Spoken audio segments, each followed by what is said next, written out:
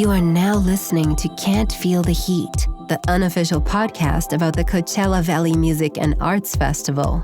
Our mission is to explore the complexities of Coachella, covering the news, music, artists, technology, and business of the festival.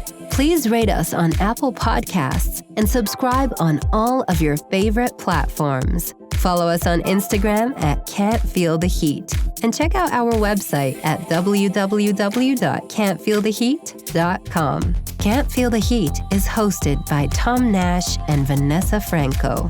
Welcome back to Can't Feel the Heat. I'm the host, Tom Nash. Our co-host is Vanessa Franko. What's up, Vanessa? Hello, hello. And we've got a great guest today. He is Niyaz Pirani.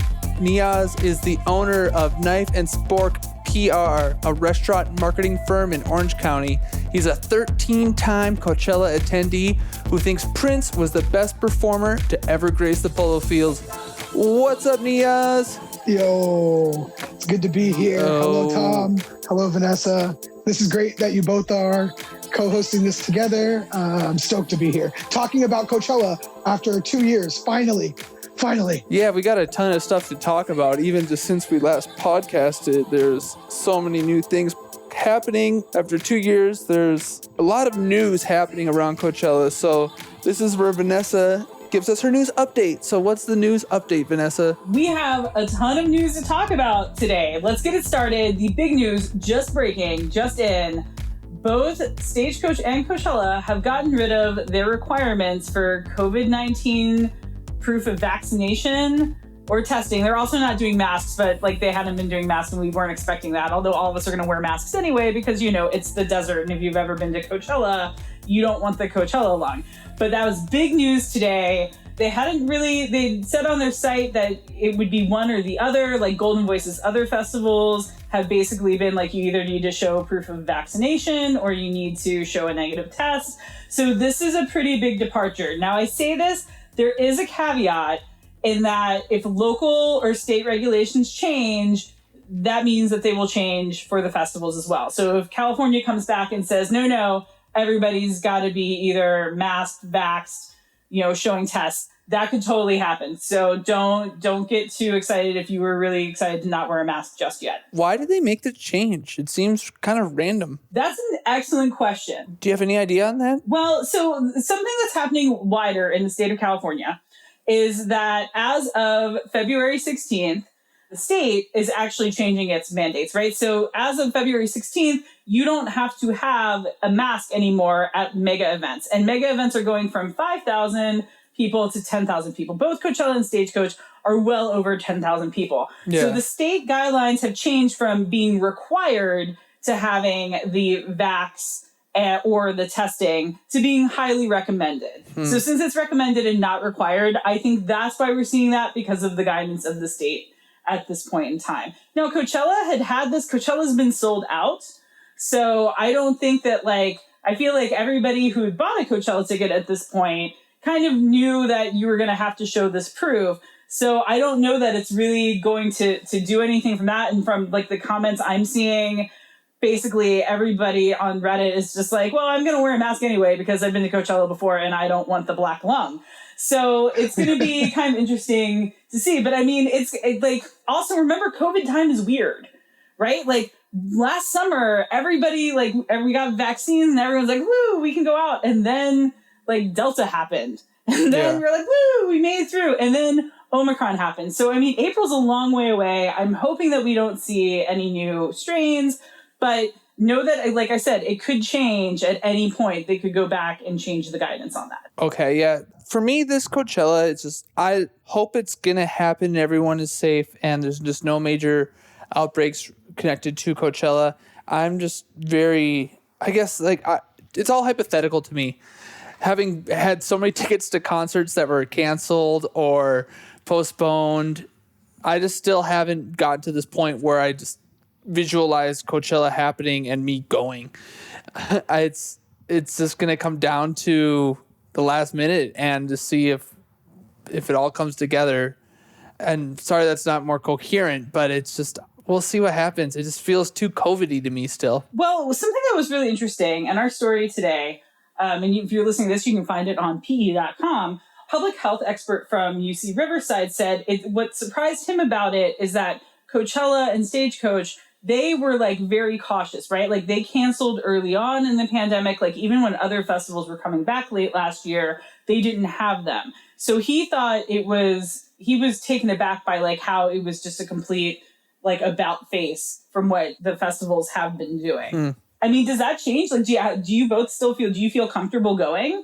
I feel comfortable going. I've been to a few indoor concerts already. I've been to a few outdoor concerts already. My thing is this, like what you said is right. The majority of the time at Coachella, you're wearing a mask, and maybe you're not wearing a mask when you get to the tents, but we're 2 years into a pandemic. The majority of people at this point, they are okay with wearing a mask, at least in a public setting, just because we've gotten used to it. So I feel like I'm just going to keep my mask on in the tents. If I'm out in the field, try to keep my distance a little bit and then take my mask off. But I'm just going to keep my mask on as much as possible and enjoy my time there.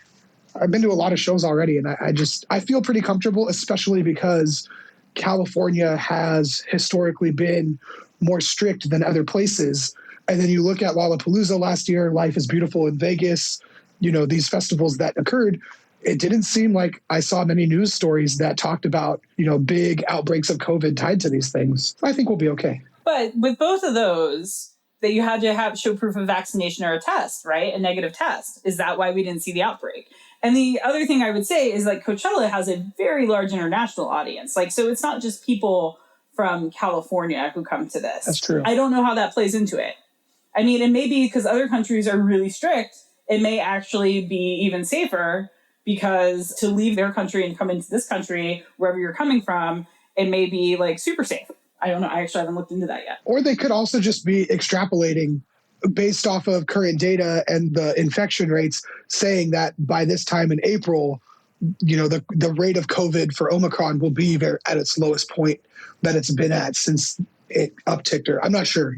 I feel strongly about Coachella is the best music festival in the world. And if there's anything that's worth it, it's Coachella. Facts. So even though I'm really stressed out about how sick I'm going to be afterwards, and I'm just going to budge that into my lifestyle and just plan that, assuming there's going to be a little bit of fallout afterwards, because it just might just happen.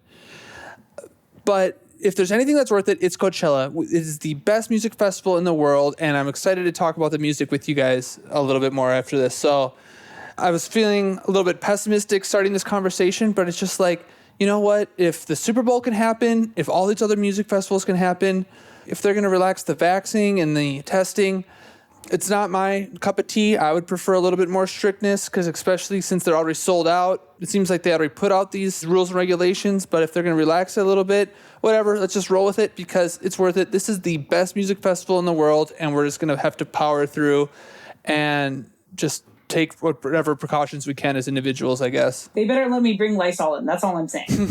Although I don't think you can bring aerosols in, because I'm really security. I'm not trying to set things on fire. I just don't want to get COVID. That's going to be my thing. It's going to be, I think that Coachella is definitely going to be a population that wears more masks than Stagecoach. I think that's pretty, you can see in the comments, like, in fact, like Coachella Golden Voice posted it on the Stagecoach, and Stagecoach, some people were like, yay, I'm not going to give up my tickets now that you have relaxed this. And I saw some people were upset because they're like, I already got rid of my tickets and now you made it better. So I think that the Stagecoach crowd definitely seems more into the relaxed rules. But we'll see. But that's not the only Coachella news since the last time we talked. Can we talk about the Coachella NFTs that like sold out? Yes. For like more than $1 million? The Infinity Keys. Okay, so if you were not following along, there are 3 types of Coachella NFTs. And the first ones, like they had one, it was like the EMEC posters, like a collection of them. And those were like, I think those cost like $180, and they sold out within minutes. Not even a minute. I was there. I was trying to buy one. It sold out in seconds. And that was what? Yes. It was 180, right? Yes. They were cost $180. I forget how many there were, but maybe there's 1,000 of those ones, right? I think there were 1,000 of those, because there were 10,000 of the sights and sounds. And the 10, like those were like, it's a print. Well, you can redeem it for a print. but it's like a random photo of a selection of 10 and the soundscape. So those are 60. They sold out within hours. I bought one because I was like, let's see what it is. And I'm like, this is just I don't get it. Tom, you're going to have to explain it to me. I don't get it. I'm like, it's a picture. I'm like, I have lots of great pictures of Coachella on my phone.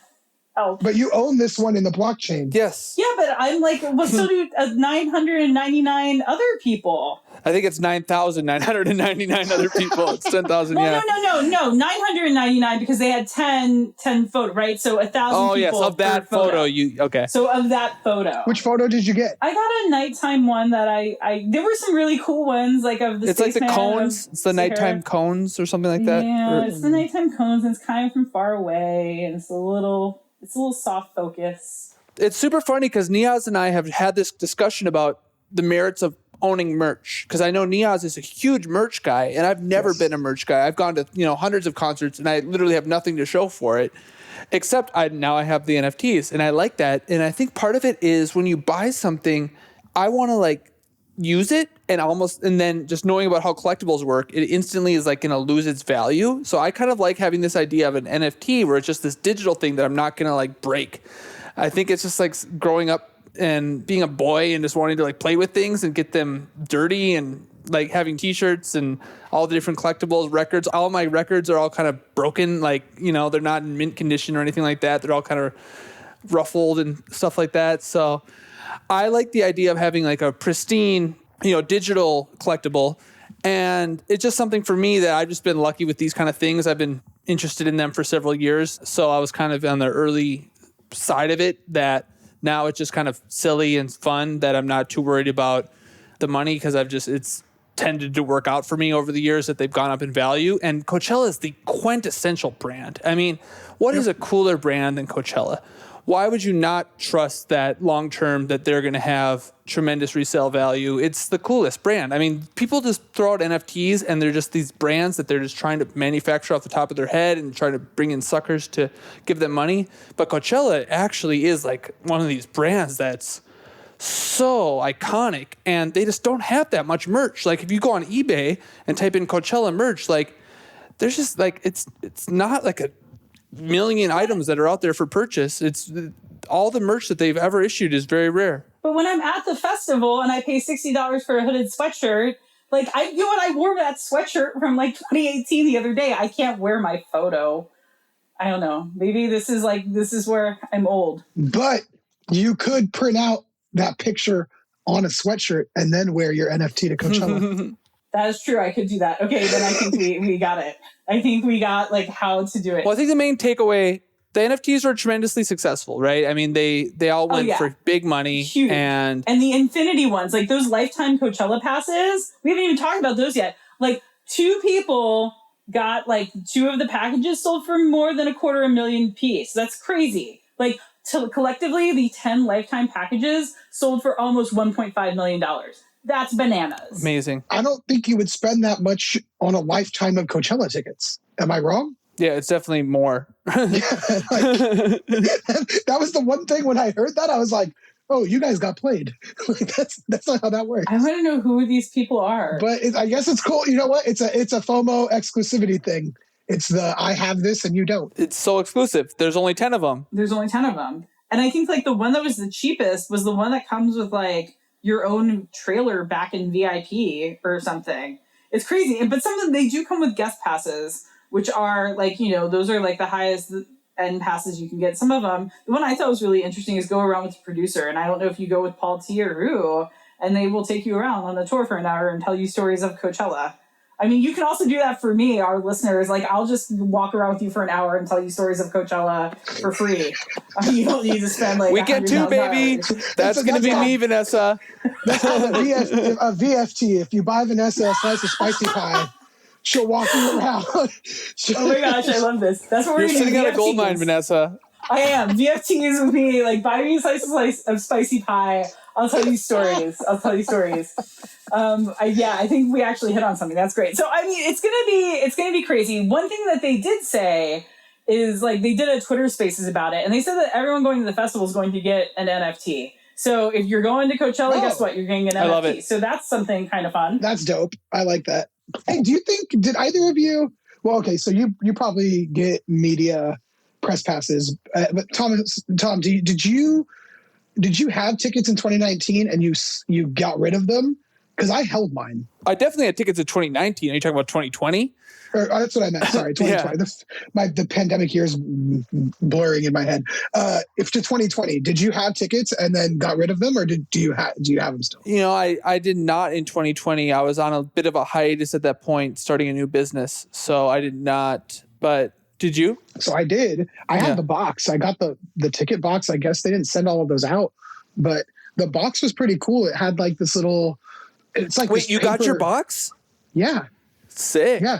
I have the wristband. The box, what was interesting about the box is that it's the only year that they actually sent a lineup poster in the box, like a poster. And not everyone got them, right? That's amazing, dude. That's the ultimate collectible. People were selling them for like $20 on eBay at one point. And I was like, why would you even sell one of those? Why would you sell that? But it comes with like a paper cutout that you kind of open it up and expand it, and it turns into like a 3D model of the polo field with the Spectra Tower and the butterfly and stuff.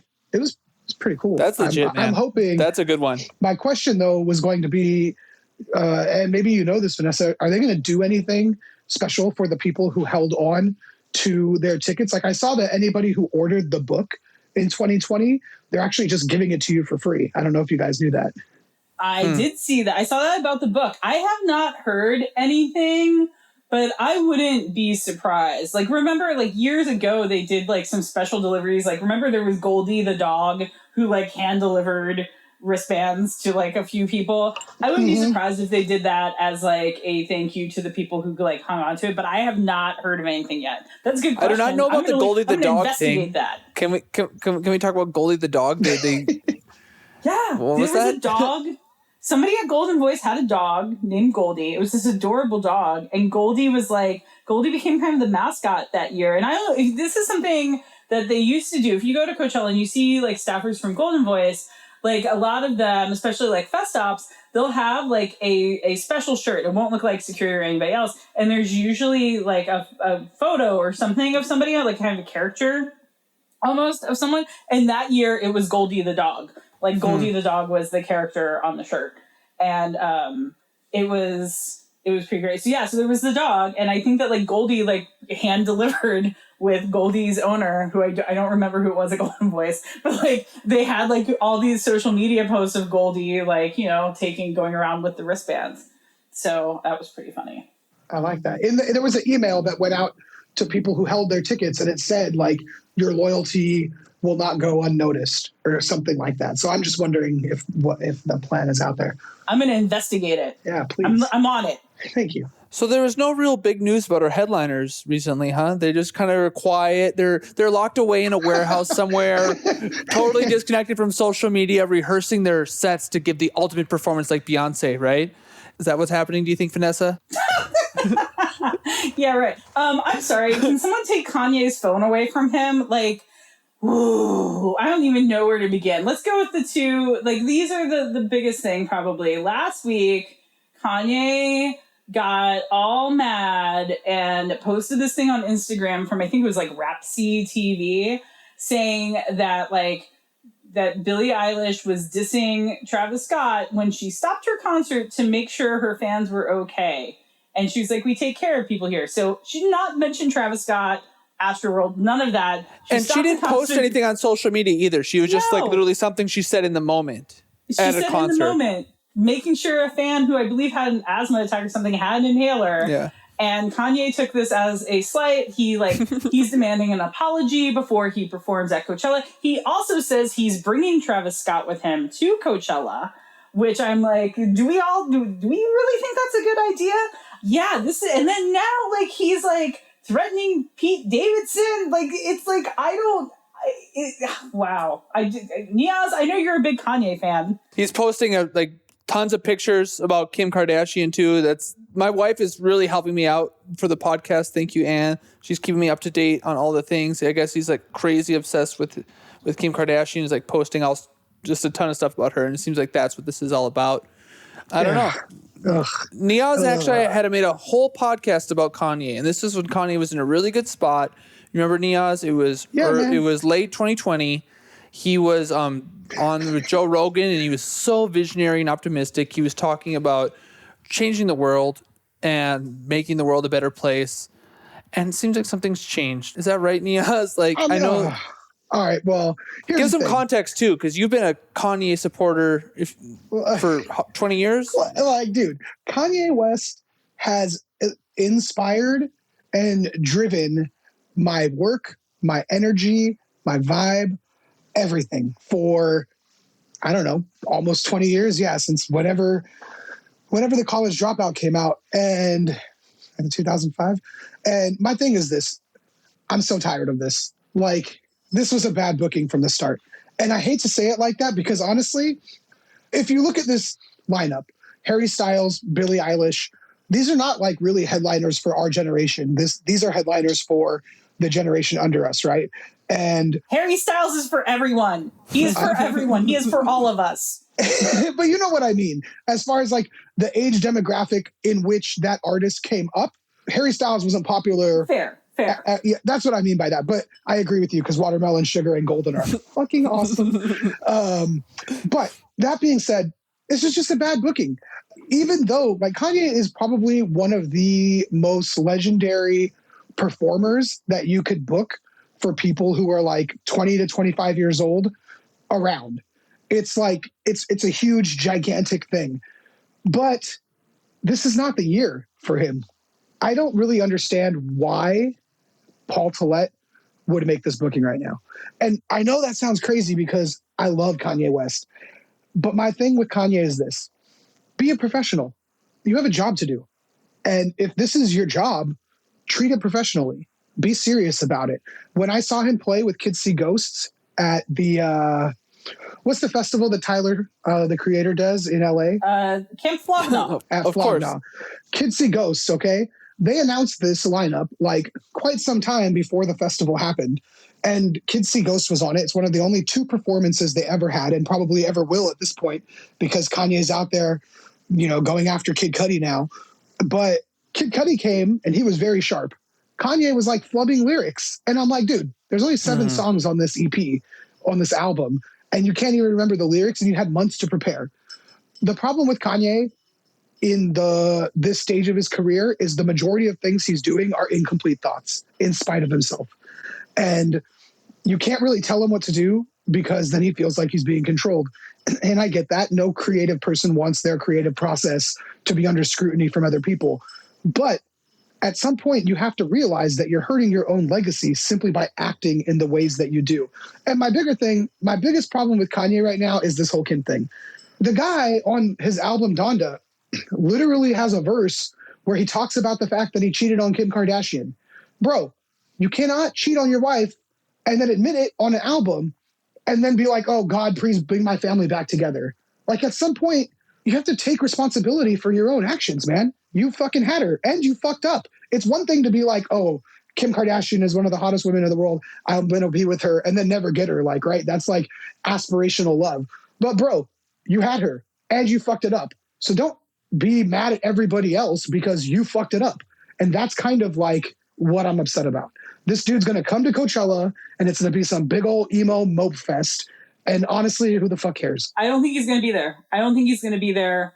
I mean, I question the booking. Like I said this before, I was like, it's like the Tampa Bay Buccaneers signing Antonio Brown. It could be great or it could just all fall apart. Like, but it, like, on a serious note, I think I feel for him because I think he's having some mental health issues and I hope he gets help. I'm worried about him. I'm worried about his family. Like, his poor kids don't need to go through all of this. Like, and I don't know that playing Coachella and like all of these temper tantrums he's throwing, like, it's not good for him. It's not good for it's not good for anyone. So I hope that like his people, the only thing I can think of is that, you know, he did that concert with Drake at the Coliseum. It was very well received. One, right? Yeah. Right. Yeah. It was very well received. Like the Sunday service was well received. So I feel like maybe they thought Kanye was kind of back on an upswing, but I just can't. And like, how can he bring Travis Scott?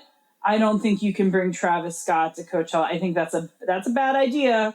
That's a bad idea. Let's not go there this year. He didn't say Travis Scott's going to perform. He just said he's going to bring him. But yeah, but I mean, I can did, imagine him bringing him out to don't do perform that. with him. Bad idea. So I hope he gets help. Here's my take on this: is ultimately, is this good for Coachella? Right? Because we're a Coachella podcast. We're not a Kanye podcast, right? And I was thinking about this, and it just. Okay, Coachella is amazing. We're going to have so much fun. We're going to talk about all the different bands. I'm just really excited to hear Niyaz talk about Disclosure and King Gizzard and Lizard Wizard. This is like a little X factor, right? This is like we don't need Kanye to throw down. We don't. We just need Coachella to come back. And we would have already seen Harry Styles, of course, first headliner. Whatever, he's fine. I know Vanessa's excited about it. It's a nice big name headliner. Good. Palatable. Everyone likes it. It's a booking that makes sense, but I'm glad we're moving. I'm glad it's happening now and not in future years. Let's get it out of the way. If we're to be honest. And I was wondering if this is going to motivate Billie to crush it. Because my whole thing about Billie, Niyaz, we talked about this so many times too about Billie Eilish. To me, she just got a little too sleepy. I get that she's jazzy. I get that she's this whole new thing that's never been done before. But at the end of the day, it's just a little, I want more songs like Bad Guy. You Should See Me in a Crown. I don't need a lot of what she's doing now, the whispery, sultry. It's fun, but I want in your face intense Billie. That's the Billie that I love. That's the Billie that I first got interested in. My thought is that we've never had a clash of headliners before. Have we ever had two headliners feuding and in a social media battle? I don't know. When was the last time Morrissey played? I don't know if he actually headlined, but Morrissey's always. I was literally going to say Morrissey was feuding with all of the carnivores in the crowd. He was feuding. He didn't like the smell of the meat. Morrissey was feuding with everyone. Yes. He turned toward the beer gardens and he goes, I smell the smell of burning flesh. It was so weird. And I was like, well, yeah, we're all sunburned. And now he won't perform anywhere that's cooking meat, right? That's the famous thing about Morrissey. Yeah. I think one of my friends interviewed him that day. I interviewed him one day, and I think they told him he wasn't allowed to eat meat that day. Yeah. If he talked to him. I could be wrong. That's weird. So here's my thought, and correct me if I'm wrong, but Coachella doesn't need Kanye. They don't. Coachella. I think get rid of Kanye, bring up somebody better. It's a good better. booking. It's a good booking as far as it's a good booking when he's not being toxic. Yes. Right. But it's the same thing that happened to Taylor Swift, right? It takes the shine away from Billie Eilish's accomplishments. And whether you like her or not, I've seen her live. Her voice is fucking stellar. She can perform. And I get the Sleepy Billie because it took me a while to get into Sleepy Billie, but All Systems Go Billie is really fun live, right? And I think it takes away from that. But Kanye also, Donda was my second favorite album of the year last year. He's supposed to drop another one on the 22nd of this month. And he's featured on two songs, one with The Game and one with 5EO4 and Alicia Keys recently. And both of his verses sound like crystal clear Vision Kanye. His music is not suffering. Yeah, he's not acting like that on his Instagram. So get rid of Kanye, let him go get himself together. He can come back next year, replace him with Missy Elliott, who put on the most amazing set at the last FYF. Everyone will be happy. Or heck, bring half of the crew from the halftime show at the Super Bowl the other day. I would go see Mary J. Blige. Mary J. Blige and Missy Elliott double headline. Boom. That's all you need. It would be better. I like the Missy Elliott and Timbaland too, because if Missy Elliott and Timbaland play, then you could bring in Magoo, you could bring in Genuine, you could bring in Justin Timberlake, you could literally have this all-starred hits-filled set, and just Missy Elliott is the showpiece. Because the thing is, I think Missy only performed an hour at FYF and she was kind of done. But it's just like Dr. Dre and Snoop Dogg. If you pad out the Dr. Dre stuff with Snoop Dogg, you could really bring it. Or heck, bring Dre and Snoop back. That was fun. You don't even have to bring a hologram this time. We can all you can have NFTs of Tupac. It'll be fine. Tupac NFTs. Can we talk about how 50 Cent came out at the Super Bowl and that was the same thing that happened at Coachella? That was so fun. That's exactly what I thought. Well, Peter Murphy at Bauhaus? Yes. I was when on earth did I ever think that 50 Cent and Bauhaus would have something in common? Here we are, 2022. Was there a symbolic reason for the upside down thing? It was so awkward. so awkward. You looked horrible. So you looked so uncomfortable. Oh my God. What were they thinking with that? That's a good idea. Like, did he lose a bet? Like, hey, we're going to let you come out, but you're going to be Batman, to start. That's how it's going to, I mean, I have many questions. The best meme that I saw on that, it was the Pawn Star guys. And the guy at the counter, he's saying, I want the hologram Tupac. And then the guy's response is, best I can do is an upside down 50 Cent. So good. So good. Agreed. So, I mean, I think that replace Kanye with an all-star, Missy and Timbaland. Perfect. Done. Book it. I have one other suggestion. Just upgrade and co-headline Doja Cat and Megan Thee Stallion. Yeah, that's what I said a year ago. Yes, Tom totally said that. They really both earned it. Agreed. Do it. Let them do battle of the DJs, back to back. That'd be so fun. That's like a versus, but in real life, do it. Dope. That's not my style of music. I'm honest, people listen to this podcast, you don't hear me talking a lot about hip hop, but I'm going with my wife and she's going to break it down to Megan Thee Stallion and Doja Cat. So I'm all for that. That's what I want to dance with my wife to. It's going to be so fun. I hope it happens. Yeah, that works. And you can even save money, but I still want to see Missy Elliott. I just want Missy Elliott everywhere.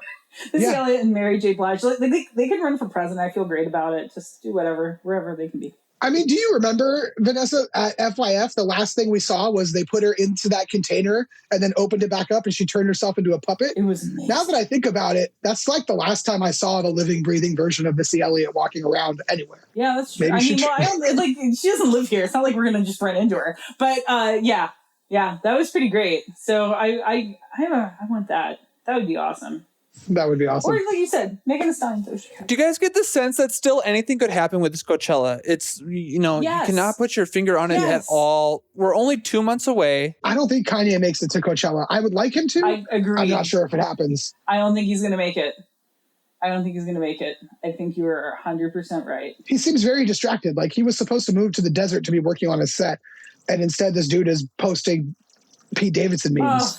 He's going to show up in Riverside County and cause trouble, and I'm going to have to cover it. It's going to be like when Ariana Grande licked that donut all over again. That still haunts my dream. I had to spend a week of, she licked a donut in Lake Elsinore. I had to assign a reporter to that for a week. And that's why I think that's really what soured me on Ariana Grande. Before I even saw her at Coachella, I was like, you made my life miserable for a week because I had to have people try to confirm that was you licking a donut and putting it back at a Lake Elsinore donut shop. My job is the weirdest thing ever. You couldn't have bought the donut before you licked it, Ariana? So weird. Funny. I feel like Kanye's, I don't know. I sincerely want Kanye to get better and to feel better so that he can be the best Kanye he can be. And especially for his children. Could he just put together a really basic set and play the jams? Is that in his? That's what he did at the Larry Hoover. And that would he's not going to do that. That would crush. He's not going to do that. Play stronger. Play. Oh my gosh. Do you remember? You weren't there when he did the last time. I mean, he had Sunday service. Remember, there were rumors that he wanted to do Coachella a couple of years ago before the pandemic. But he wanted that crazy video dome. Yeah, he wanted the crazy stage and all. He's I remember not the going to video just dome. go there and be do a really tight, great set. I think that everything with him has to be turned up to 11. I don't think he's just going to do it normally. I think he would be great to do that, but I don't think that's going to happen. But that Larry Hoover set had almost zero production value. And it was just him and a microphone, basically, and some choral, some choir. And there was very little hype about it, right? They announced it, 2 weeks before? It hasn't been hyped up for months, in the return of Coachella. I don't see him doing a very simple set. It would be great if he did. I think they're going to build his mom's house on stage, like the Donda stuff. I think that's what's actually going to happen, is they'll just rebuild Chicago on stage. Pay tribute to your mom. Do all your hits in front of her house. I love it. Wait, can we get Daft Punk back together yet? I thought they would both be on this lineup with solo projects, to be for real. Can we just get Daft Punk back together? Daft Punk and Missy Elliott. That's who I want. Those are my famous last words, because we were going to walk over to watch Daft Punk, and we were so tired. It was my second Coachella, and we were so dehydrated. And I turned to my friend, and I'm like, they'll be back soon. It's Daft Punk. Of course they'll be back to Coachella.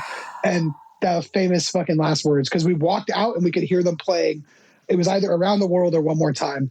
And I'm just like, damn, we should have gone. It's so painful still. So painful. I feel like we could do an entire episode of just everybody who was supposed to be a Daft Punk and didn't go. Everyone who was Daft Punk. Everyone who saw She Wants Revenge. Everyone who saw She Wants Revenge instead of Daft Punk. Oh. That's pretty funny. Okay, so Daft Punk, that was 2000. How long have you been going to Coachella?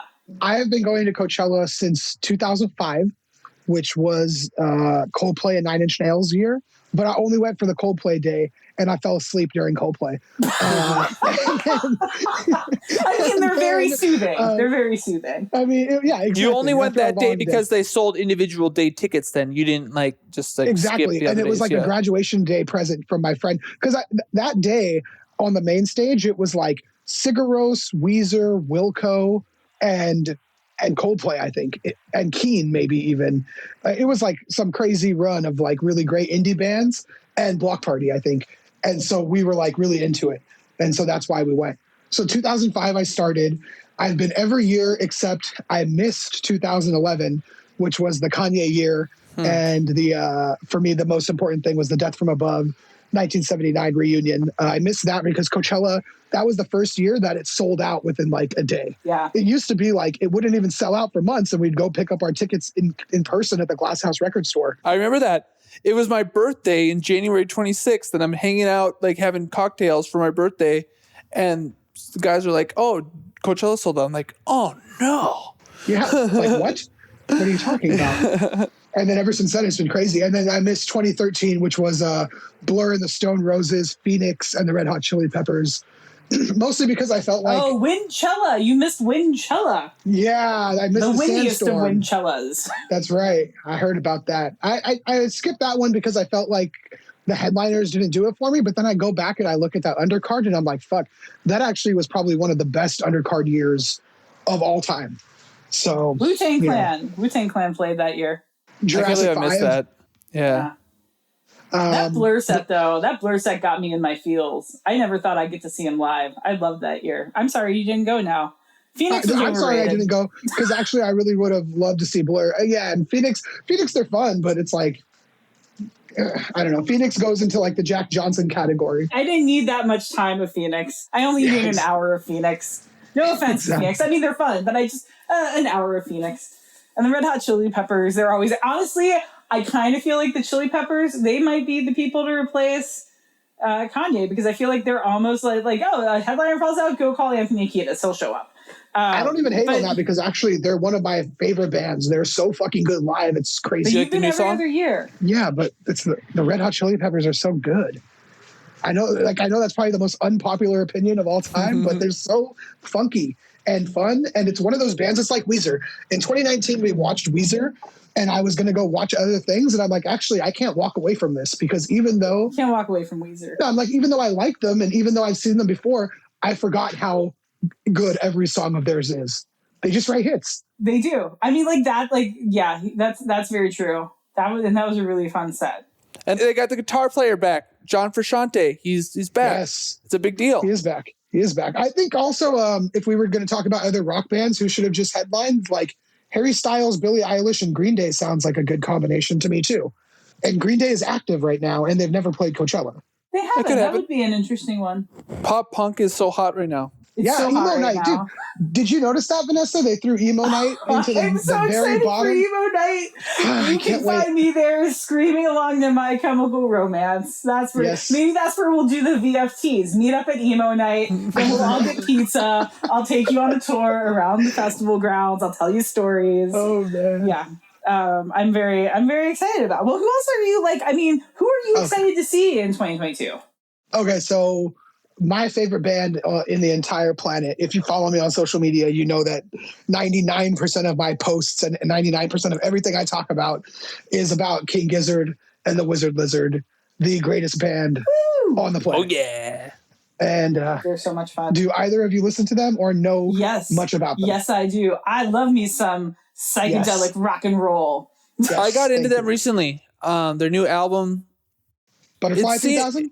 Yeah, it I was feels. gonna say which one? It They put feels out like more, 20 in the last year. I know. Yeah, Butterfly 3000. To me, it feels like indie-tronica from the 2010s, and it's I like that. different from their other stuff. Their other stuff is really hard and abrasive from what I've heard. I mean, they have so many different sounds, but this feels more like, I mean, it seems like a little bit in the vein of like Hot Chip or just like other, just more. Their songs have more of a pop element to it. Yes. And it's probably their most well-crafted pop record, for sure. Like the song Interior People, that's like a dance fun song. Like I like this version of King Gizzard and the Lizard Wizard. I don't know if I would get into their more hardcore, abrasive, really angular, jagged sounds. That's fun at a time, but this version of them, I'm super on board for. Do you think they'll play do they bring their newer stuff to the set? Or do they play like a bunch of like crazy stuff that I've never heard of? Like, what do you have any idea what to expect from them? I'm really curious because, like, well, you saw them at Desert Days, right? Were you at the Desert Days where they played? I missed that Desert Days. They played forever. I felt like those songs were, and that was like around. I guess it was around like Flying Microtonal Banana. That was very psych rock, like rattlesnake. Like I just put that record on sometimes when I just want to like rock out. Yes. So like I feel like, but like, you know, Desert Days is very much a psych rock fest, and like the last time they played Coachella, it was like the daytime, so they were like trying to get the people all revved up on the outdoor stage at like, you know, 2:00 in the afternoon. So I feel like they like played that like hard charging set then. I think that you bring up a good point. I think like especially now, and I imagine they've got to be like, I don't know, are they going to be a sunset set on the main stage? They might be. I think they're going to be playing opposite Harry Styles in the largest tent. Really? Gobi. Yeah. Really? That's exactly what our friend Michael Milano, we got to get him back on the pod, has predicted in his most recent set times, kind of in between Harry, towards the end of Harry, and as Swedish House Mafia starts in the Gobi tent. The Gobi's the smallest. So you're going to be in the Gobi. They're not going to be in Mojave. Is Gobi smaller than Mojave? It goes Gobi, Mojave. I should know this, right? Mojave's the middle one. So yeah, Mojave's the bigger one. Okay. Yeah. All right. That's fine. I'll go straight from Harry to that. That sounds great. Exactly. You know, the thing is they have like 3 other shows that they're playing in California at the same time. Plus, they probably know that there will be some overlap with people coming and seeing them at Coachella. Like in 10 days in April, I'm going to see them 3 times. So my hope is that they're going to play separate sets. But also they have so much music. They have 20 albums that they will be able to bring something different each time. But the things that I have been seeing in their other live sets throughout the pandemic is that they are sticking to kind of their newer stuff off of KG, LW, which is microtonal, and Butterfly 3000. Plus, who knows? Honestly, by that point, if they're about to go out on a world tour, I wouldn't put it past them to drop another album right before they walk out the door. Yeah, totally. That it would be like the Kendrick Lamar move. They'll drop it like that day and be like, "We're playing these songs tonight." But will it be like? I mean, we'll find out. Like, maybe they'll sound like Harry Styles. We don't know. They can do whatever they want. They're King Gizzard and the Lizard Wizard. Exactly. They actually, the lizard they're talking about, they're chameleons, you see. That's why they're the lizard. So wizard. Niyaz, how do you get into them? I get that they get you through quarantine. Okay. Do you get their lyrics? Do you get like how do you conceptualize them? Okay, so to me, King Gizzard and the Lizard Wizard is basically like every decade of rock and roll since like the 60s or even a little before, just like all mashed up and run through the internet filter. I don't know how to explain that except like they can, the album everybody should start with is I'm in Your Mind Fuzz. It's just like this swirling, connected, really energetic. It's not really indie rock and it's not really hard rock. It's somewhere in between. But in the same year, in like 2017, they released an album called Infets the Rat's Nest, which is like straight heavy thrash metal. And then like a boogie woogie harmonica album called Fishing for Fishies in the same year. So like pretty much the thing that I love about King Gizzard is whatever mood that I'm in, there is an album to match that. And so, I mean, my poor wife has listened to more of this band in quarantine than anything. And sometimes I've literally asked her, I'm like, do you actually like this band or is it Stockholm Syndrome? Because I'm like, am I just like playing too much of this and you like it? But she's like, I like it. And I think that's like the universal appeal of them. If you like any era of rock music, you will find some element of what they're doing to channel into. And then once you start kind of going down the wormhole into the Gizverse, as they call it, it's just, it's over. Your brain will melt. I didn't know it was called the Gizverse, but I feel like now I'm like, I want to go to the Gizverse. That sounds like a good place to be. Well, I mean, all the albums are interconnected and they're supposed to take place in the same world. And they've been dropping clues in their last albums, in the videos. They've linked some imagery from older albums into the new stuff. So even they now are like painting the picture of, yes, all of this is one thing, kind of like the Pixar timeline, right? I was going to say, this sounds like that TV show Lost. Like, you got to find the Easter eggs in it. Yes. Like, there is a panda bear in not a panda bear, a polar bear. If we see a polar bear in the desert, $10 says that King Gizzard and Lizard Wizard are behind it. Imagine. And then, I mean, honestly, I could do a whole freaking podcast about this band, but the other band that I'm excited for so much on Friday, it's Idols. Idols is going to rip the face off of Coachella. Yes. Oh my God. So I just saw them at the Glass House not too long ago.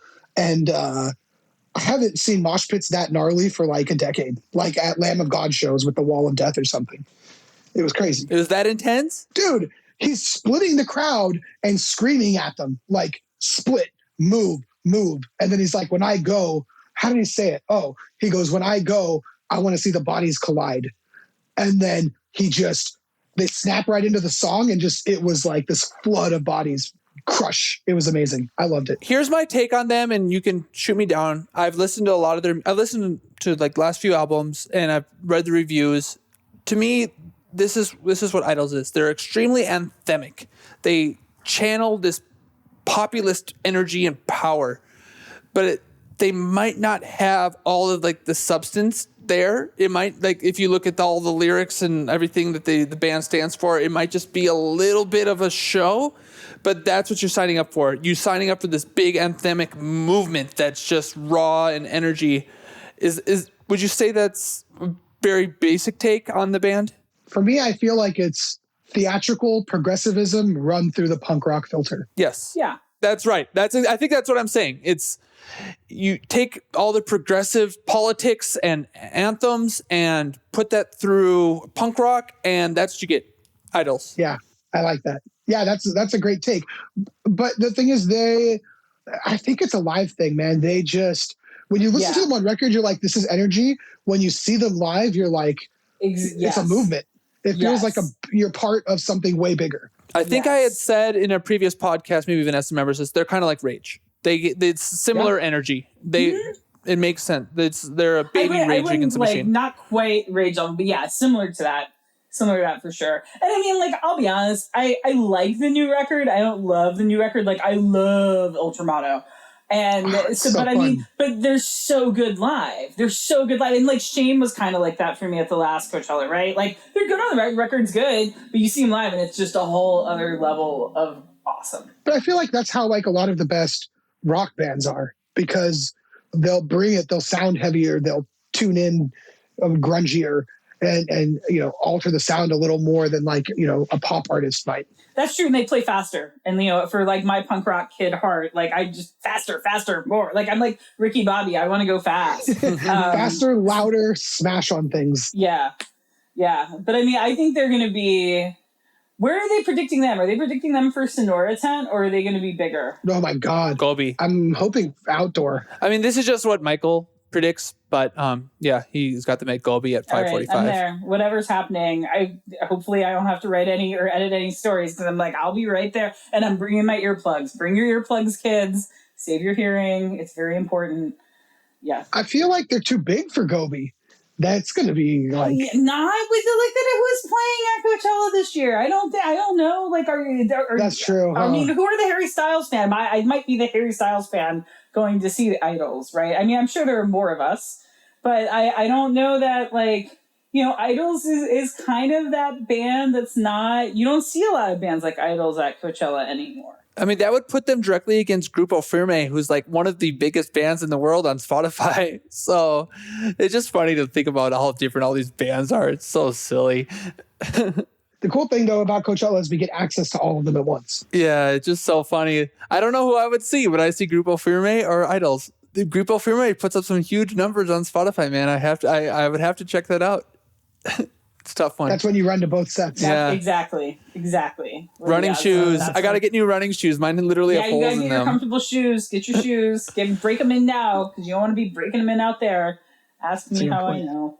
Yeah, but that's man, that's just day one. What about day two? That's Friday. Okay, I want to give a tiny couple shout outs to a couple more things on day one for me. I got Carly Rae Jepsen is going to be great. Yes. Can we hang out? Can we meet up for Carly Rae Jepsen, Niyaz? Yes. We're all meeting up for Carly Rae Jepsen. We're all meeting up. As long as it's not during Idols, I'm there. Yes, accurate. Or the Who. Yes.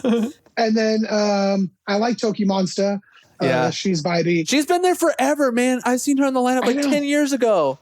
She really has been. I think she opened up the Sahara tent. Like, I wish I had the data, like someone needs to make like a thing where you can just go in and see exactly type in the artist and you can see exactly what time they played, because that doesn't exist. I maybe at Vanessa Franko Labs, we may be working on something. Maybe. Please possibly. Do that. That's a product. I'm working on it. But I remember in my youth getting there at the very beginning and Sahara tent opening up and this artist named Toki Monsta there, and hadn't thought about her since then. But her music is absolutely fire. I love her stuff. She's got so many cool collaborations. Wow, I love her. It's so good. She's fun to watch. She was on some early... I missed the quarantine live streams when every artist was just streaming cool sets. That was kind of nice. And she was one that I caught that I really liked. And then also kind of three bands that are in the same vein to me, kind of like either loud or aggressive or fun, punkish stuff. The Regrets, Amyl and the Sniffers, and the Chats. Those three are like Friday for me. Yes. It's going to be fun. Yes. I will see you at all of those sets. I was just talking with a coworker, Peter Larson, about the Chats. He was like, he listened to them. He was like, you're going to love them. And I was like, you are not wrong. They're so good. Yeah, they're great. Okay. And then day two, my day two is like, I'm going to read off my list and then I'll tell you the ones I'm most excited about, because there's a lot on day two for me. Billie Eilish, Flume, Megan Thee Stallion, Disclosure, 21 Savage, Danny Elfman, which they're teasing an Oingo Boingo reunion, maybe. Yeah. By the way, we manifested that. You can thank us because we talked about it on the last pod, and then it started to come out that it was happening. So you're welcome. I like that, putting that good energy out into the world. It was so funny. They tweeted it like that next night. It was you totally did that, Vanessa. Good job. It was all of us. Were you messaging him and saying like, "Look, we did it. We did"? I think we did the next day. Yeah, we did like the next day. Yeah, and Tim, the concert concierge, he brought it up too. So I feel like all of us, that positive energy, we made it happen. I'm really excited for Stromae and Brockhampton. It's going to be their last show on weekend too. Apparently, yeah, that's crazy. Caribou, I met someone. I flew to New York to watch LCD Sound System during their residency, and I met a Canadian guy in line, and he told me about Caribou, and Caribou is really good, actually. It's like a 3-member live electronic band. That's weird that you just found out about them. They've been around forever. They're like they're like a staple in the indie-tronica mythology of that whole genre. See, that's my angle. Like I got really into I was so into bands, right? And then I got really into electronic music. And then 2010, I'm just into everything that's the combination of that. And Caribou is just we call them the elder statesmen in the previous podcast of the genre. Oh, I like that. Yeah. Honestly, I've seen their name on so many lineups, but it's just a lot of the times it's a band's name is what is I want to check that out. And Caribou is just such a nondescript mellow. That's exactly what it is. It's I guess it's kind of dad music now. You're fair with dad that. And you like the music, so yes. Exactly. And I'm going to be a dad, so now I'm congratulations. Oh, thanks, bro. I appreciate it. I remember you saying that was on the future for you. Cool. Yeah. Baby's coming in June. Pretty crazy. Sick. Caribou. Okay. One of the things I'm most excited about at all of Coachella. Oh, I think I glossed over Disclosure. Oh my gosh. I think they're going to headline Sahara against. I think Flume will take the outdoor stage opposite Billie, or right after Billie, or during Billie. I think Disclosure gets to headline Sahara at this point. I could be wrong, and maybe it's the opposite. Is that a worse slot though? Wouldn't you rather not have them go against? It feels like a worse slot to headline Sahara versus opening up for Billie. Wait a minute. The last time they played, did they close out the outdoor last time they played? The last time they played on the was main 2016, stage. And they were on the main stage before Ice Cube. And they brought out Lord and Sam Smith. right? Yeah. Where was amazing. I? How did It I was miss amazing. Them? Why did I see? Did they play before? I feel like I've only seen them at the outdoor theater in my mind. The outdoor theater performance was in 2014. Okay, so I'm not making that up. No. Vanessa, their main stage performance was iconic. They crushed the main stage. That's one of my top Coachella experiences of all time. I remember there was like a silent moment in the show. And I go, da, da, because I knew what was coming. I knew exactly what was coming. It goes, da, da. And then there you go. They drop that song, and Sam Smith comes out, and he starts singing, and he's got the most beautiful voice in the world. Oh, Niyaz, were you there for that? You remember? Yes. It was amazing. That set was so good. Everything about that set, like, hit me in the heart. And that's why I'm so excited for this one, because the album Energy that they put out in quarantine, oh my gosh, is like probably one of my favorite electronic albums of all time. And I just really feel like it didn't get its chance to breathe. And so, and they're already it's a little bit too out. all over the place. That's the problem with it. And I heard your podcast about this. I did some deep dive research into you, Niyaz, that you made a whole podcast about Disclosure. Energy by Disclosure. Yeah. And you're right. It's like Disclosure, listening, we talked about this, playlist that Tim, our friend, put together where it's just Coachella on shuffle. And that's kind of what Disclosure sounds like now. They've got just so many different sounds. Yes. It's poppy, it's African, it's motivational. They got this guy named, Eric Thomas. I'm not going to screw this up. I'm obsessed with, I'm just generally a fan of like motivational speeches. So they have 3 songs with this guy now, and he's a pastor. He came up through, he's just got a crazy life story, and he just shouts motivational stuff. He goes, if you are alive, you are not, what is it? No, I'm butchering it. Like the Shia LaBeouf video, like where he's yelling at you to just do it. Like, is it like that? You know the Shia LaBeouf video I'm talking about? Oh yeah, just do it. And then he puts the little thing in his hand and he points. Just do it. No. Eric Thomas is more like the vibe of that song Energy. Like, if you are alive, and he's like, you got to do more. You got to be more. You have not reached your best yet. Is that what he says? You have not reached your best yet. Ray Lewis from the Ravens. Like, one of Ray Lewis. It's Ray Lewis. He's Ray Lewis. Okay. Exactly. All right. So guess what? If Eric Thomas is there, I'm there. Done. Sold. And he's got this, honestly, in their first album, it goes, when a fire starts to burn, and I don't know the rest of the lyrics, but it's just like, when a fire starts to burn, when a fire starts to burn. Oh my God. You got to bring that attitude home. So everything about Disclosure, I'm all there for. They're probably my number 1 on day 2. And I think my number 2 is a group that my sister took me to go see, 100 Gex. Have either of you heard of 100 Gex? Man, I tried to get into it because you highlighted it here, but it was just not doing anything for me. This is like a Niyaz thing. Yeah. 100 Gex is like, I feel like 99% of everybody who's going to listen to this will probably hate it. Yeah. It sounds like every genre of music smashed together with these like really weird helium inflected vocals. So my little sister, the way she explained it to me is that the singer of this group is trans and has vocal dysphoria. So the person uses this filter to combat the voice dysphoria. I think that's one, an interesting aspect of the music, but 2, it kind of just sounds like it's sped up really fast. So it doesn't bother me, the sound of the vocals, but then the music, I don't even know how to describe it. It's like taking every Warped Tour band ever and just smashing them together in like 3-second clips. And so it goes from like hip hop to death metal to like sound effects. I don't really understand, but so it's Warped Tour with the Chipmunks. It's like the Warped Tour sung by bands that are the Chipmunks on ADD. Yes. Okay, that sounds weird enough that I will check it out. I mean, that's weird. All I gotta say is, if you listen to it on the record, you're gonna be like, "What am I listening to?" Right? But then I went and saw them perform with my sister, and they blew me away. The energy was just so much fun. We have to talk about Richie Hawtin too really quickly on Saturday, because this is something that I did a bunch of research based on your recommendation, Niyaz. And so good. He has this production where I really love that he tries to open up the DJ booth, where he sees himself as a DJ in a very classic sense, where he's playing other people's music and he wants to display that in a visual way, so you can see literally with his hands on the screens what everything is happening.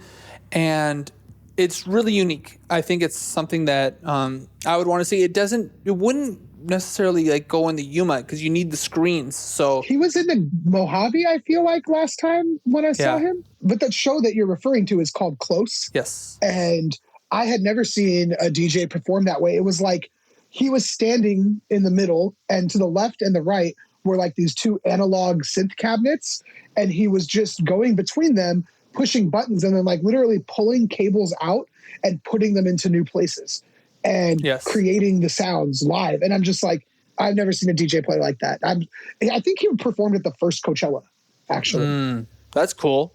Yeah, he's been around for quite some time. Yeah, he's got to be up there on like the most frequent flyers, either under his own name or performing like as Plastic Man. He's on there a lot. Plastic Man. Yeah, that was his old moniker. Yeah, Plastic Man with a K, right? Plastic Man with a K. Yes. I'm looking for him on the first line. So Richie Hawtin is booked next to Plastic Man on day one of the first Coachella. So I think that's played amazing. 2 sets. That makes me a lot more want to go try to see him. Yeah, that's some history. And then some of my other things, Freddie gives a Mad Lib, Hot Chip. Yes. Let's hang out at Hot Chip. I'm down. That'll be great. We're all the old people at Hot Chip. That's us now. Yes. We're that demographic. Dad Dance, right? Who the Super Bowl halftime show was made for. Yeah, exactly. And the noise rock band I'm most excited for. Oh, Emo Night also. And then Black Midi. Are either of you familiar with Black Midi? I tried to listen to it again. It's just too intense, too weird for me. I would much rather listen to some Hot Chip or Lay Imperatrice or Caribou. But yeah, it's weird. Wait, loud. Black Midi's that's not the band, that's not the marching band from Germany, is it? No, definitely there's not. a marching band from Germany. There is a German techno marching band. Okay, now that sounds like Mute. I know Mute is the techno That's German. Mute. Yes, it's Mute. Sorry. Like I was like, wait you a minute. Vanessa, you should know about Black Midi. I feel like they're in your wheelhouse if you don't know about them. I feel like I do, but I'm now to the point where I'm like, all of the names are swirling together. I gotta like get a better spreadsheet. Like I'm a mess. You would like them. They're all. an experimental rock, math rock, progressive rock, noise rock, post-punk jazz fusion band from London, which I feel like... No. Like I'm not a prog person. Like, I don't like Tool. Not for me. Oh, okay. This might not be for me. They're like Tool. Sorry, Niyaz. This podcast is over. Are they kind of like a baby Tool? Is that no, good, Niyaz? I think they're more like the English Mars Volta. Okay. Yeah, definitely. I'm not really a prog person, so this might not be for me, but I'll check it out. It's a bunch of noise slammed together. They're crazy critically acclaimed. Yeah, they are. Yeah, it's true. Yeah, so is Sigur Rós. I don't get that either. Their last album was it blew up the internet for a day. I remember all the music critics I follow was just like, they had their moment last year, definitely. Yeah, I'm excited. I like noise. So, and then for day 3 for me, I'll go up from the bottom. I'll make it quick. Alton Gunn, which is, did you ever see them at Desert Days, Vanessa? I didn't, but we talked about them on a previous podcast. Yes, that's in my wheelhouse. I'm here for that. My son is currently obsessed with Elton Gunn. He goes through these phases, and it's so fun. And literally right now, he goes, "What is the song? Daddy, play the song." Goes, "Da da da da da da da da da," and he'll kind of sing it. And the song is called "Super Gessi Yon Kondan." That song is just on repeat in my house right now. I love it. Like, this is the funniest shit. Like, this is why I love Coachella, is because my son can get obsessed with Elton Gunn. Oh my gosh, it's so fun. And here's the thing about Elton Gunn. I'm going to put this out there into the universe. This is going to separate the Coachella diehards and not, because they're at the very bottom line on Sunday. I don't know if you guys noticed that. They're at the bottom on Sunday. Yeah. So whoever are the human beings that can get their physical bodies to the Elton Gunn show on Sunday to watch Turkish psychedelic funk, those are my people. I'm gonna walk around and get everyone's email addresses, phone numbers. These are my human beings that are at Elton Gunn on Sunday. I hope they're playing at noon on the outdoor stage. Oh my gosh, I have to be there for Elton Gunn because it's so organic. My son is 3. He just dances so much to this music, and he'll shout at me to keep playing it. If I try to switch it over to if I want to listen to some Disclosure or something, nope. He's not having any of it? Nope. We just listen to it on repeat. It's time to send him to Desert Days. He's ready. No, he needs to go to Coachella. Oh, man. He's going, you're going to take him? No.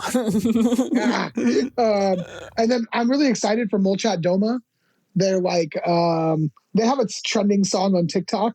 They're like Belarusian Joy Division. Ooh. Yes. Shout out to Belarus, Mark. Oh, yeah. Actually, probably he knows or listens to them. They're from Minsk. There we go. He told me that some of the bands on the lineup, he knew about them. So there we go. Editor Mark, you come through again. He knows, because Molchat Doma, they're really saucy. It's like a little slightly dancier than Joy Division, but it's that same vibe. Is it happier? Is it happier Joy Division? Is it? Okay, so we're not to New Order. Say it's not. I can't say it's not because I don't know the language, so I don't know what he's singing about. But I think like the song that went viral, I think the name of the song translates to just to the word dance. So it's not like when everybody was listening to Du Hast and then you're like, oh, this song is You Hate Me. It's like not like that, but I don't know what the translations are. Channel Trace. Let me just jump in here real quick. Mark, lead this in. Shout out to Mark, our editor. You're doing an amazing job. I know there's a lot of crazy stuff going on in Belarus right now. So thank you so much, Mark. Definitely keep this in here. If anyone out there in the universe needs an amazing editor he's a music producer as well. So if you're trying to produce some music or edit a podcast, shout out to Mark. Thanks. You're the best, Mark. So you were going to say Channel Trace. Channel Trace is legit. That's someone we've talked about quite a bit. And he has a lot of songs with, off the top of my head, I know he's collaborated with Toki Monster, who we talked about, and Disclosure. So he's going to be all over the place. Maybe we get him on all 3 days. Agreed. Is that a thing? Because Disclosure is on Saturday and Toki Monster is on Friday? Maybe? Yeah. Sure. Yep, that's right. There we go. 3 days of Channel Trace. Then that lines with his name. I like that. I'm down for Orville Peck. I don't know if either of you listened to Orville. Yes. Oh, yes. Man. And he's putting out a new record. Can't wait. I know. I heard. I haven't heard the new songs, but are you familiar with Orville yet, Tom? Yes. Yeah. Oh, yeah. So good. So good. He's almost just too much for me. I wish he was a little bit more poppy and like wasn't so slow and dark, but yeah, I think he's going to release some new music. I want him. Speaking of merch that you're not going to buy, Tom, that I am. If they sell like Orville Peck masks with the fringe, done. I don't care that it's like going to be 100 degrees. I'm like, I need that in my life. I mean, I feel like that's like one of the most layup pieces of merch of all time for Coachella. Right? It really should be. Like, if anyone listening doesn't know Orville Peck, he has alt country and he's always got a cowboy hat and he's got this mask and it's like kind of like the Lone Ranger, but like more, and then like it's fringe at the bottom and it's just amazing. And I really like, I hope that he stays hydrated because it's going to be very hot out there and he's on Stagecoach too. So Orville Peck, if you're listening to this, stay hydrated, take care of yourself. It's very hot. But I hope you sell the masks for all of us. He's like mashing up the Lone Ranger with like an emo Johnny Cash. Yes, you nailed it. That's a good pinpoint. Good those things. Yeah. Then also Vince Staples, Denzel Curry, Fatboy Slim. If they still put him in Yuma, I feel like the people need to get there like an hour before because you're not going to be able to get in. But Fatboy Slim and Yuma. You're more than that. You might want to go ahead and plan for 90 minutes, 2 hours. I think you're right. Stay all day in the Yuma. I'm pretty sure it's confirmed that he's in Yuma. Yeah, I want to say that he was booked in Yuma before. So hopefully. I like Vince Staples. I like Denzel Curry. We talked about that. Doja Cat, Kanye. I'm good for both of those. But the two things I'm most excited about on Sunday are Run the Jewels, because ever since RTJ4 came out, which in my opinion was like one of the best records of 2 years ago or in all of quarantine, and it kind of got lost. They're like the sledgehammer of rap to me. LP and Killer Mike are just two of the most powerful voices we have. And to see them right there booked on the biggest stage in the world, I can't wait because they deserve it. And my favorite band on day 3, Chicano Batman. That's it. Yes. Representing LA with some Latin influence, Motown. And representing the IE. Carlos is from the IE. He used to play in the Truffles. I believe he's from Rialto. Oh, see, there you go. They're from all over down here. That's dope. I love Chicano Batman. They were the other band that I saw at the Glass House this last year, and they're just so good. They bring a vibe. They're the best band I ever saw perform on the outdoor stage for me at Coachella. And I never heard them before I saw them, but I just loved everything about them and have since. I feel like they have a quintessential Coachella vibe to them. I was actually listening to their music when I was buying the Coachella NFTs, and I was like, oh, this actually like aligns really well. Just kind of chilling. it's laid back, but very psychedelic and fun, and just captures Southern California so well. That's the thing. I think it is. It's so Southern California and very LA. Like, it's good. Yeah, they played in suits and the tuxes, frilly tuxes, like from the 70s. And so I'm hoping that heat. at least they get exactly. So I'm hoping at least they get a sunset set for their own fashion choices. Yes. I think they're bigger now too, right? Like, they're a big deal. Like, and so Chicano Batman, I think, is definitely one of those bands. Like, you've seen the Killers, like Arcade Fire, where like Coachella had them when they were really just starting out, and you've seen them grow so much more. Like, I think that they are like one of those great examples of Coachella as a tastemaker. Definitely. And you've seen them come up through the multiple stages of their career, kind of like, I mean, they're not as big on that level, but like the Black Keys played so many iterations of the festival, and you saw them get bigger every time. Like Chicano Batman just sold out 2 nights at, what's the venue at USC? The Shrine. The Shrine. Right? So the dance side of the Shrine, they sold out 2 nights there. It's a pretty big venue for them. I mean, I really thought that they were probably one of the bands that got, I think, hit the hardest by the pandemic, because they were about to put out the new record, right? Wasn't that like coming out? Yeah, like they did put it out. Ironically titled Invisible People. Yes. And then nobody paid attention to the album. Yeah. And that was just such a bummer, because it was just, they were going to have such a moment, and, then they didn't, they couldn't tour. And I feel like I'm hoping for like a big redemption run, and that more people pay attention to Chicano Batman after Coachella. Yes, hope so too. This is amazing. We covered all 3 days of Coachella. So to wrap it up, Niyaz, do you have any tips for people going to Coachella this year? Yes, definitely. I have a couple quick tips for you. If you are staying in the hotels, finding a shuttle pass or finding a shuttle stop is the best way to go. I've driven in and out of that festival many times, and it's usually mostly miserable. And the shuttle pass makes life so much easier to get back to wherever you're staying. That would be one of my tips. And then my other tip is overhydrate. Carry 2 water bottles with you at all times. Keep one in your pocket. Do whatever you can to keep chugging water, because even when you don't realize that you're sweating it all out, you will be. And before you know it, you will be dehydrated. And that really is like the start to everything bad at Coachella. Feeling crappy, muscle pain, all that stuff. So drink a lot of water and have a good time. And last thing, figure out meeting points with your friends before you all break up. I love it. Meeting points. You got to do it. So Niyaz, where can people find you on Instagram? People can find me on my Instagram. I have 2 of them. My personal one is at Niyaz Pirani. That's NIYAZPIRANI. And my company one, if you like good food in Southern California, is at Knife and Spork PR, KNIFEANDSPORK PR. And you can find us over at Can Feel the Heat on Twitter, on Instagram. You can hear us right now. Hopefully you're listening. Otherwise, I don't know how I'm getting into your brain. But you can find us on Apple Podcasts, Stitcher, Spotify, wherever you listen.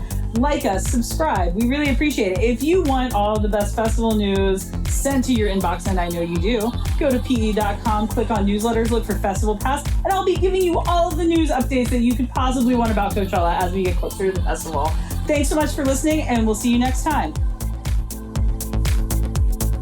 You have just listened to Can't Feel the Heat, the Coachella Valley Music and Arts Festival unofficial podcast. Please rate us on Apple Podcasts and subscribe on all of your favorite platforms. Follow us on Instagram at Can't Feel the Heat, and check out our website at www.can'tfeeltheheat.com.